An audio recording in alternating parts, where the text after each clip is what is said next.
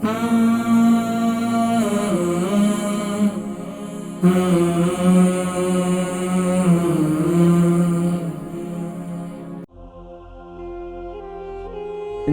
क्या नाम है आपका?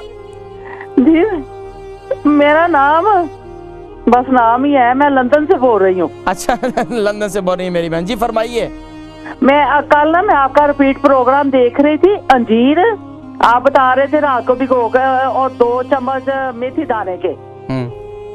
तो अब ये दोनों मिक्स करनी है। वो अब मेथी दाना आप बता रहे थे गर्म पानी में भिगोने हैं, और अंजीर जो है वो तो आप में पानी में नॉर्मल में, दोनों चीजें इकट्ठी भिगोनी है या के अलग-अलग भिगोनी है? इकट्ठी भिगो लें। आप किस मर्ज के लिए इस्तेमाल करना चाहती हैं? मैं एक तो मेरे बॉडी में वीकनेस बहुत है। बॉडी में वीकनेस के लिए आपको शुगर भी है? जी शुगर भी है। सुबह नहर मुंह जौ का दलिया इस्तेमाल करना शुरू कर दें आप।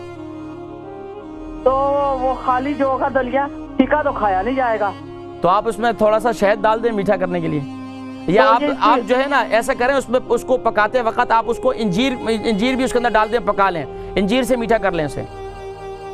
ठीक, तो वो अगर वो स्वीटनर गोलियां जो होती हैं वो डालूं तो?